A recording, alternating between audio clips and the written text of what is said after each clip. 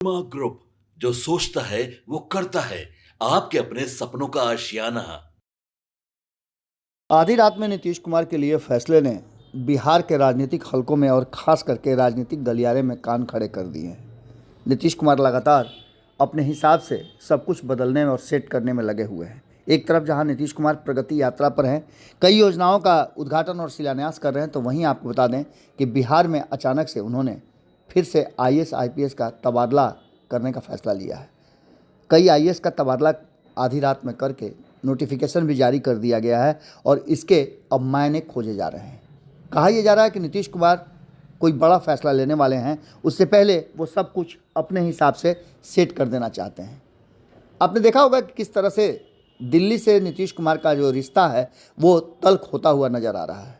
भले ही इस बात पर विराम लगा हुआ हो या बिहार के भाजपा के नेता बार बार नीतीश कुमार को ये कह रहे हों कि उनके साथ ही हम चलेंगे, उनके साथ ही चुनाव लड़ेंगे, वही हमारे नेता होंगे, लेकिन ये बात अब एनडीए घटक दल के और भी जो दल के नेता हैं वो नहीं कह रहे हैं, बल्कि इसके उलट कई ऐसी बातें सामने आई हैं जिसको लेकर के कहा यह जा रहा है कि बिहार में अब एनडीए में काफ़ी तल्खी है।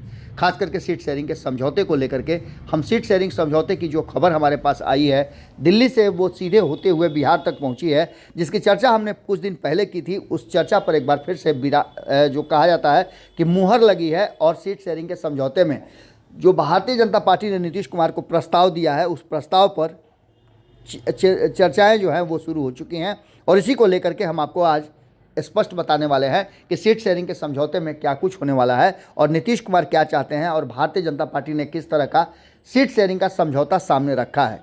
इसको लेकर के भी रस्साकसी चल रही है, लेकिन इस बीच में नीतीश कुमार का अलर्ट मोड में आना और अचानक से उनका, चूँकि गृह विभाग उनके पास है, वो प्रशासनिक विभाग उनके पास है और ऐसी स्थिति में नीतीश कुमार कभी भी कोई फैसला लेने के लिए स्वतंत्र रहते हैं। नीतीश कुमार के इन फैसलों का मायने इससे पहले भी देखा जा चुका है। इतिहास के पन्नों को यदि आप पलटें तो साफ साफ नज़र आएगा कि नीतीश कुमार जब भी भारी मात्रा में ट्रांसफ़र पोस्टिंग करने लगते हैं तो इसके मायने कुछ अलग होते हैं और नीतीश कुमार कोई बड़ा फैसला लेते हैं।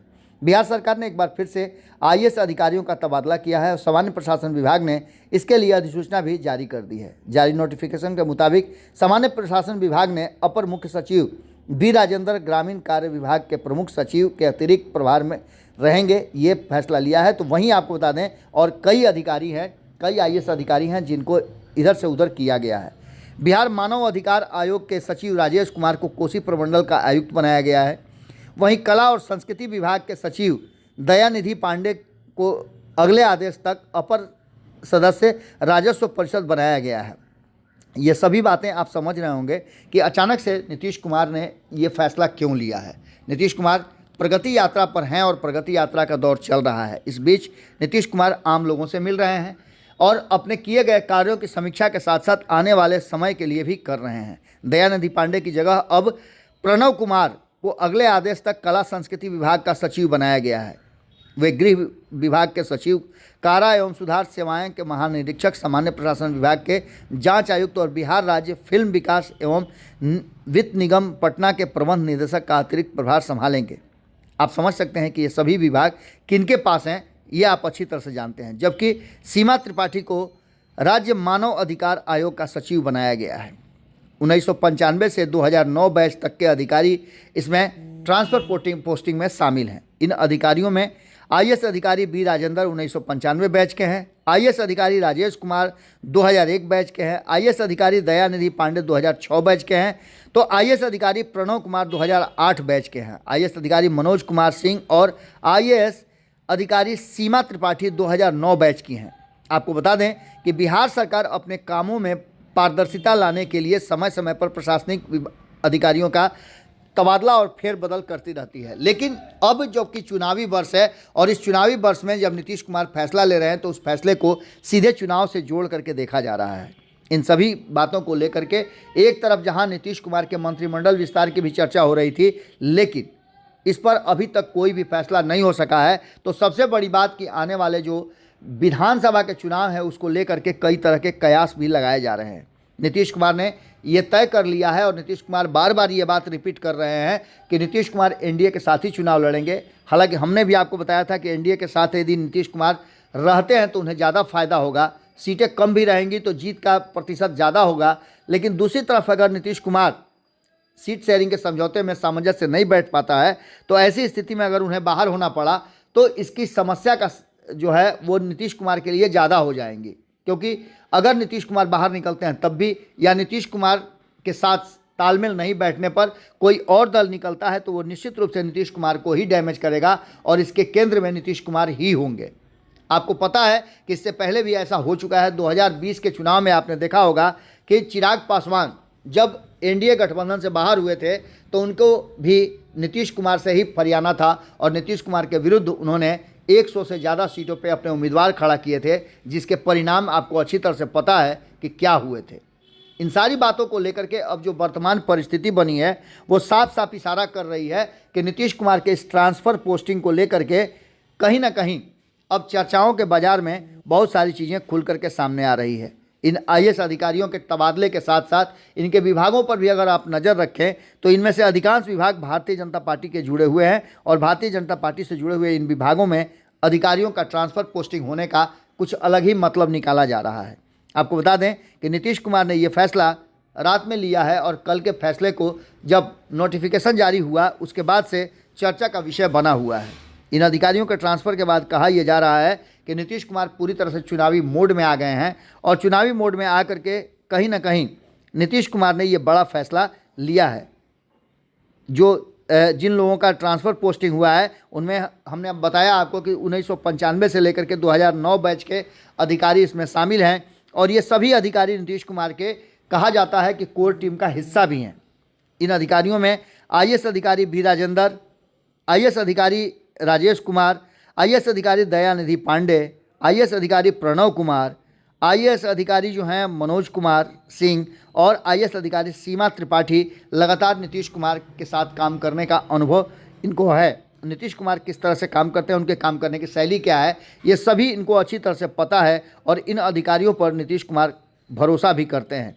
आपको बता दें कि जिस तरह से लगातार बिहार में राजनीतिक परिवर्तन और हलचल बढ़ी हुई है उसको लेकर के इस ट्रांसफ़र पोस्टिंग को सीधे आने वाले चुनाव से जोड़ करके देखा जा रहा है। आगे क्या होगा ये तो देखना दिलचस्प होगा, लेकिन एक बात तय मान के चलिए कि नीतीश कुमार के मन में कुछ तो चल रहा है जिसमें अभी वो खुल करके सामने नहीं आ रहे हैं। नीतीश कुमार की प्रगति यात्रा के दौरान भी वो मीडिया से दूरी बना करके रख रहे हैं। तो वहीं आपको बता दें कि नीतीश कुमार एक्टिव भी खूब नज़र आ रहे हैं। कल ही आपने देखा कि बख्तियारपुर गए हुए थे और बख्तियारपुर में जो बातें निकल करके सामने आई उसने तो और ही बिहार की राजनीति में कुछ अलग चर्चा छेड़ दी है। अब देखना ये होगा कि नीतीश कुमार क्या फैसला कब और कैसा फैसला लेते हैं। लेकिन इस बीच आपको बता दें कि सीट शेयरिंग का समझौता एक बड़ा टेढ़ी खीर हो गई है। इसमें अब धीरे धीरे करके एनडीए घटक दल के नेताओं के बयान भी आने लगे हैं। कल ही जिस तरह से जीतन राम मांझी ने बयान दिया उसे देख करके भी आपको लग रहा होगा कि एनडीए के भीतर अब हलचल और तेज हो जाएगी। जुड़े रहिए भारत लाइव के साथ। बिहार की हर छोटी बड़ी खबर पे हमारी नज़र है। देश दुनिया की खबरों पर भी हमारी नज़र बनी हुई है। आपकी नज़र भारत लाइव पे होनी चाहिए। बहुत बहुत धन्यवाद। नमस्कार। आपके सपनों को हमने सजाया है, ई होम्स पैनोरामा को हमने बनाया है। ई होम्स मेरा एक सपना था जिस पे मैं पिछले 4 साल से काम कर रहा था। हमने जो बनाया है वो सबने है माना। ई होम्स पैनोरामा में हो आपका भी आशियाना। और फाइनली हमने 2021 में इस प्रोजेक्ट को लॉन्च किया। बहुत लोग अप्रिशिएट कर रहे हैं कि पूर्णिया जैसे शहर में, बिहार के, एक तो बिहार की बात करें उसमें भी पूर्णिया जैसे छोटे जगह में इस तरह का लाइफस्टाइल देना, ये सुन के हम लोगों को बहुत अच्छा लगता है।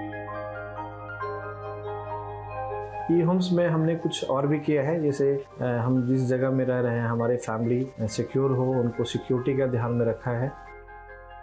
आपकी सुविधा और सुरक्षा आपके लिए खास है, ये आपका विश्वास है। इसमें आर्टिफिशियल इंटेलिजेंस का 7 लेयर सिक्योरिटी का हमने इस्तेमाल किया है। लस ग्रीन कैंपस को बनाया है। यदि हमारा बाउंड्री वाल है तो वो वर्टिकल गार्डन है।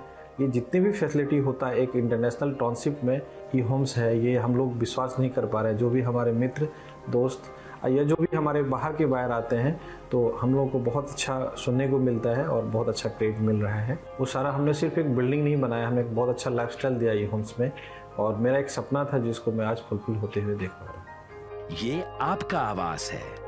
ई होम्स पैनोरामा में अब आपका निवास है। E-Homes Panorama, luxurious lifestyle redefined. Panorama group, जो सोचता है वो करता है। अगर ये वीडियो पसंद आई और वह बिहार के राजनीति और बिहारियत से सरोकार रखेनी तो सब्सक्राइब बटन दबा के चैनल के सब्सक्राइब कर ली। ओजे एगो घंटी बा, ओकरा बटन दबा देला से कुल सटीक और मारक खबर रुआ मुफ्त में मिल जाई। अगर रुआ पत्रकारिता के हमनी के नया प्रयोग में सहयोग कर चाहतानी तो ज्वाइन बटन दबा दी। पेटीएम नंबर नोट कर ली 9386 816